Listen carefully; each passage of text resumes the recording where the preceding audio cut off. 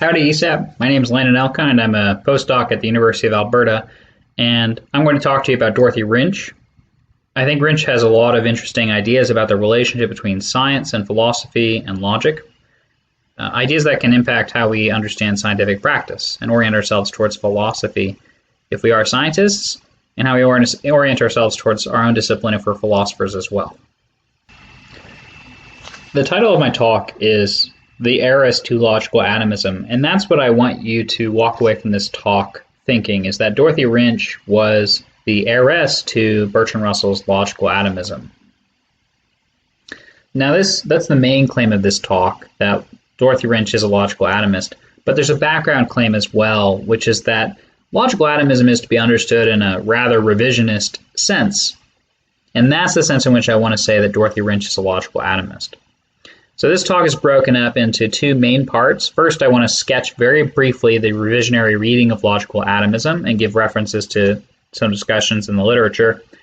And then I want to spend the other half of my talk roughly talking about Wrinch's logical atomism in this revisionist sense.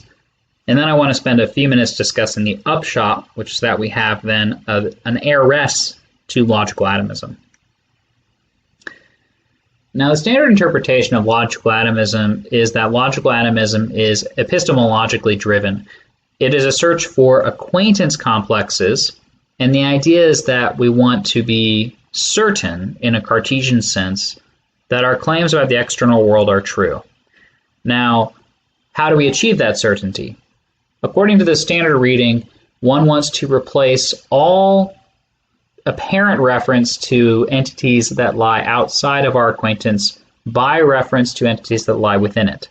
So acquaintance is the center of this doctrine, and that the incomplete symbols, such as the theory of descriptions, are just a tool for trying to bring things within the field of our acquaintance. The upshot is that we get to reinterpret and revise claims about the external world, including claims of ordinary life and also claims of the empirical sciences, in such a way that we never stray beyond the field of our acquaintance. So we can be absolutely certain about the truth of our claims and the existence of the entities which those claims purport to pick out. The terms occurring in those claims purport to pick out. Now, the standard this is, I think, the standard reading of logical atomism. I think it's not a very good history. Whatever else you might say about it as an interesting view, it's just not the right reading of logical atomism for the three reasons given on the slides, which I won't go into.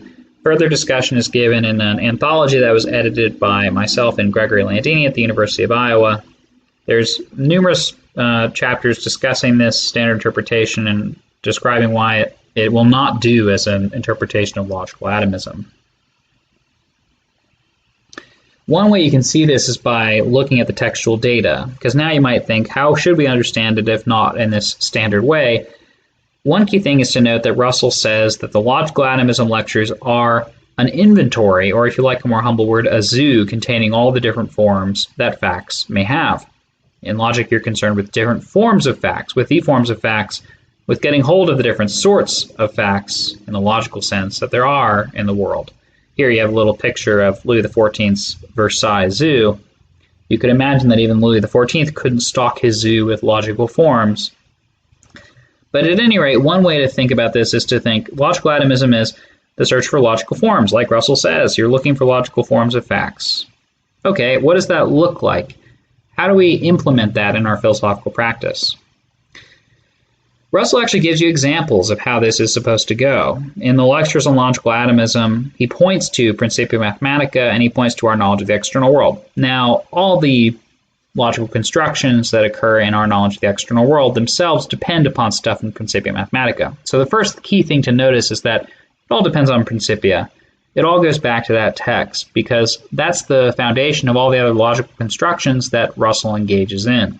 So what do we find when we take a closer look at that text, treating it as a paradigm of logical atomist practice?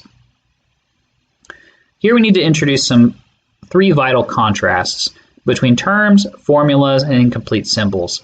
A term, at least a genuine one, is going to be a simple piece of language. In Russell's philosophy of language, the terms will also stand for individuals. Formulas, genuine ones, are going to be complex pieces of language that are meaningful and also truth-apt. So a term is not truth-apt, it just stands for an individual thing.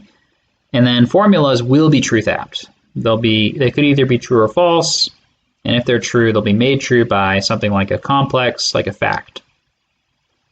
Incomplete symbols are this rather wild third category because they are not simple pieces of language, but they're complex, but they're also not truth apt. Also, they're meaningless. So they're non-formula, symbolic parts of formulas.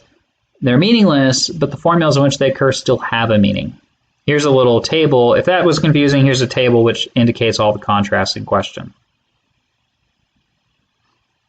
Now, once we've introduced these three different notions, a term, which picks out a genuine term, which picks out an entity, a formula, which is made true by fact, and an incomplete symbol, which is meaningless, but still contributes to formulas in which it occurs, at least to the true conditions of the formulas in which it occurs, then we can define this notion of term busting, because what you see in Principia Mathematica, if you look at it closely, is all over the place. What occurs is you have a formula, some datum which is taken to be true, like 1 + 1 = 2, some mathematical claim which is clearly manifestly true, and it contains apparent terms like 1 and 2. But Russell doesn't think that numbers are objects. He doesn't think 1 and 2 pick out any abstract particulars. He wants to say that we can reconstrue these claims in such a way that they do not make any reference to an individual number. We can reconstrue numbers as incomplete symbols, classes of similar classes, and similarly for class symbols and so on. So one takes a datum formula phi in which an apparent term occurs, A, and then they define that formula, phi, using some different formula, psi, in which that apparent term doesn't occur at all. So then we obviate all the philosophical issues that might arise about what A picks out and epistemological and ontological questions about it. And we actually eliminate A entirely and obviate all those concerns. And then we get to content ourselves with this psi instead. We, in a sense, get rid of phi and its problematic baggage A. This is what I coined this phrase term busting, where you take a datum formula phi and replace it with another one psi. The difference between these being that A occurs in phi, but not in psi. Now, term busting on its own wouldn't be that hard to do. You could just introduce a stipulative definition using incomplete symbols. But that's not the whole story. You can't just offer a stipulative definition and then leave it at that, and then just assume that you've answered all your opponent's dialectical questions. You have to actually commit to recovering that body of formulas you take to be data. So take something like 1 + 1 = 2, 3 + 2 = 5. You need to recover all those truths. They're all in some sense true. Now, a logical atomist wants to show that they're true even when numbers are understood as incomplete symbols, when there are no numbers at all and no terms that purport to pick them out. So one needs to not only just introduce an incomplete symbol, a formula psi that defines away these apparent terms, but also to show that that definition, or that series of definitions, is enough to recover all those datum claims, like 1 + 1 = 2, 3 + 2 = 5, and so on. The result, though, of term busting is that you reconceive the truth conditions of your datum claims. They're conceived anew. Whereas the data were problematic given the use of apparent terms like A, now the data can be explained without any such terms. But see how there's a corresponding constructive side of this, a synthetic side of the logical atomist research program. You need to actually recapture the data that you started with in order for term busting to be properly alleged to be successful. The most familiar example of this, of course, is the theory of descriptions, famously announced publicly in 1905 on denoting. Of course, it also occurs in Principia in star 14. So you notice that we have this definition in Principia, and we can apply it to a statement like the golden mountain is yellow. On its surface, it appears like a simple atomic predication, y holds of m, where m is the golden mountain, and y is the predicate is yellow. But we can term bust it, and then we radically reconceive the truth conditions of this claim as an existential formula. And the correlated fact that would make it true is now a very different sort of fact than an atomic fact. So now we've reconceived the truth conditions of this claim y of m, where this problematic apparent term occurs, m, and notice that m doesn't occur at all in our formula. We've term busted m away by replacing the formula y of m with this existential claim on the bottom of your slide. Now, of course, that's not the whole story. Principia doesn't just have that definition and then stop. Principia also shows that you can recover things like the law of identity, which is number 3 on this slide. You want to show that A is identical with A is still true in some sense, even where A is an incomplete symbol. Like, let's suppose A stands for the present Queen of America. No such person, because in America we have no queen or king. Now, how then do we understand the law of identity? Well, Principia shows you how. There's this constructive side of the term-busting project, the term-busting agenda, which Principia shows you. In a sort of shorter way of putting it, Principia is not just composed of definitions that stipulate so-and-so is an incomplete symbol. It's also partly composed of proofs and theorems that show these incomplete symbols to be adequate to the data with which we began. The claims that we start with that are confusedly understood, whose truth conditions are opaque to us, but nonetheless we see that they are in some sense true. Like 1 + 1 is equal to 2. Principia shows that the incomplete symbols that are offered are enough to get by, understanding the data to be true. We can recover that data and get by with those incomplete symbols and getting rid of those terms, apparent terms, entirely. So here are the takeaways. One of them is that we should understand logical atomism as a search for logical forms. That's the best historical and textually supported view. And we should also look at Principia to understand logical atomism and its practice. That's logical atomism par excellence, is practiced in Principia Mathematica. And finally, the success conditions of any logical atomist view, so understood, are to have a deductively strong and expressive logic. You need at least a higher order logic for this program of recapturing the data using incomplete symbols to be successful. And the arguments for that are given elsewhere. Now, in the second half of this talk, I want to turn to Wrinch's logical atomism. Now we've got this background of what logical atomism is in this revisionist sense. Let's look at the evidence to show that Wrinch was a logical atomist in this sense. There are actually 3 kinds of evidence that you might consider to show that Wrinch was a logical atomist, and there's 2 in particular in Wrinch's writings. The first is just direct evidence that she states certain claims about the relationship between logic and science and philosophy. The second kind of evidence would be that she actually engages in this term-busting practice that I've described in her scientific work in mathematics and chemistry and so forth. I'm just going to talk in the time I have about evidence of the first sort, that her views about the relation between science, logic, and philosophy are strongly suggestive of her being a logical atomist in the revisionist sense. The third kind of evidence, which is not from her writings necessarily, is just from her biography. Wrinch, it shouldn't be surprising that Wrinch is a logical atomist, given that she was a student of Russell's. She wrote a thesis on Principia Mathematica under Russell's supervision. Russell and Dora Black both felt so comfortable about Dorothy Wrinch that they named her in the event of their death. They wrote in their wills that Wrinch was to be the guardian of their child. They were obviously quite close, and they had shared a lot of sympathies, no doubt, intellectual and otherwise. So it shouldn't be surprising to us that Wrinch has this close connection to Russell's very well-known logical atomist view. And here, essential reading is Marjorie Senecal's I Died for Beauty. She's professor emeritus at Smith College in mathematics. And I strongly urge you, if you have any interest in Wrinch, that you should start here with I Died for Beauty, which is a terrific biography. Now let's focus on Wrinch's writings. There are 4 essays in particular that I think are indicative of Wrinch's logical atomism. In the first place, Wrinch endorses in no uncertain terms the modern revolution in logic. She contrasts classical logic in this long quote here, which I won't read due to time constraints. She contrasts classical logic in the Aristotelian sense with modern logic and talks about the far-reaching importance of the revolution in logic. And similarly, in this long quote that was on the previous page, she suggests that some domains of philosophy depend on logic for their structure. And this seems to be approximating Russell's rather bold claim in 1914, Our Knowledge, that logic is the essence of philosophy, such that every philosophical problem, when it is subjected to the necessary analysis, is found to be just logical, or else not philosophical at all.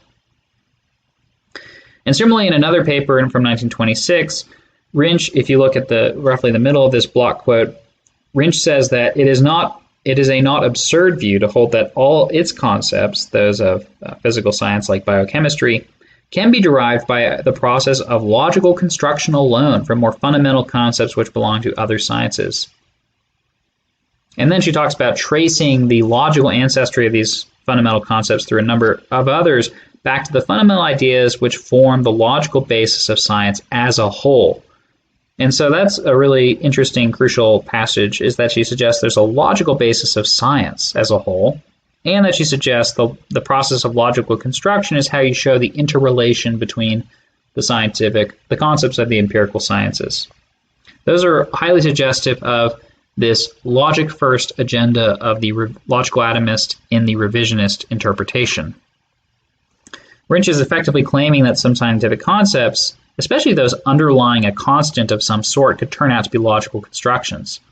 So the examples that Wrinch discusses in this paper to illustrate that point are the unconscious and the Planck constant h. She suggests that this constant h is undeniably a key constant today, but we could consider it being logically derivative, that is, being a logical construction in the future, in light of some new discovery, perhaps. And similarly, Wrinch holds that questions about the logical structure of scientific theories and the eliminability of presently fundamental constant terms lie within the province of logical philosophy. These are, as she puts it, best criticized by logicians and philosophers whose concern is at least partly with questions of structure and logical form. And the question of this allegedly ineliminable constant of the physical sciences, h, Planck constant, is essentially a question of this kind. And that's just should strike you as highly resembling that earlier discussion of logical form that we saw from the logical atomism lectures, where you search for the logical forms of scientific claims involving apparent constants like h. That suggests to me that she's interested in term busting in the sense described here. Now, another thing that Wrinch says in a paper from 1921 is that investigating the structure of scientific theories is an inquiry into logically necessary connections, not nomologically necessary ones, but logically necessary ones. We will assume that it is a logical necessity which alone can knit together the theories and the experimental results and go on to study some of the characteristics of these logical systems. And that's part of the investigation of the structure of science. And that's a typically logical atomist claim there too, that the investigation that concerns the logical atomist is into logical necessity and possibility, not to other kinds. And of course, Wrinch also asserts, much like Russell does, that logic is a repository of possibilities. Think again back to that zoo of logical forms, and that logic is also the theory of all possibilities that exist, or all possible cases that can occur. And this has very close similarities, resemblances to Russell's claims about philosophy being the science of the possible and philosophy being just logic, if that view of philosophy is correct. Wrinch also endorses Russellian theses about logic being fully general in the higher order logical study of relations. She says a proposition can only be a proposition of logic if it is a universal proposition in the sense that it can be applied to any suitable subject. And in a claim that should strike you as resembling Russell's claim about a priori knowledge in problems, Wrinch says the subject matter of logic is therefore the relations between sets of properties. This checks another logical atomist box because their philosophy of logic must accommodate a higher order logic, such as is developed in Principia. And the last paper I'll discuss is this 1927, The Relations of Science and Philosophy.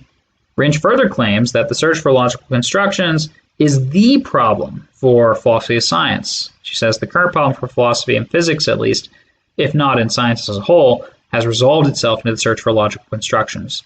That's just precisely what Russell is saying in these texts like Our Knowledge of the External World, Scientific Method in Philosophy, and the Philosophy of Logical Atomism. Wrinch says further that modern logic is crucial to this inquiry. Logic alone can suggest the fundamental ideas which an understanding of structure requires. And so we return once more to the fundamental need for further knowledge of modern logical construction. Think Principia there. And for the application of this knowledge to the problems of theoretical science. Think Our Knowledge of the External World for that phrase. And so you see, I think, a direct parallel between what Wrinch is saying here and the logical atomist agenda that Russell is laying out in his various works from the 1910s. So that's all the textual evidence of the first sort that I'll consider in this talk. The other kind of evidence is to what extent did she walk her logical atomist talk? To what extent did her writings in other fields like chemistry and mathematics and economics and probability match her logical atomist statements? And that'll be the focus of my presentation at the March 2021 online workshop, Russell and Women, which is being co-organized with Alex Klein at McMaster University. That's sort of the second part of this paper that I didn't have time to discuss today. But I will close by just noting, I think, the most important upshot of this, which is that we rewrite an important strand in the history of analytic philosophy. There's been a lot of discussion about Wittgenstein and his alleged apprenticeship with Russell, his alleged logical atomism, the extent to which he's influenced by Russell or other figures. And I think that this is an important scholarly question for historians of analytic philosophy, but we shouldn't lose sight of the fact that Russell had two students whose last name began with W, and he had two people who could plausibly be called heirs or heiresses to logical atomism. And in my view, Dorothy Wrinch, more so than Wittgenstein, is the more plausible candidate for being the inheritor of logical atomism. And so we have not an heir to logical atomism, but an heiress to logical atomism. I will close with the references and also the favorite picture that I found when I visited the Dorothy Wrinch papers in the Smith archives at Smith College, which is her in an airplane, which I think is quite the wonderful action shot. Thanks for your attention to this talk, and I look forward to seeing your questions in the posted online or emailed or however they're communicated to us.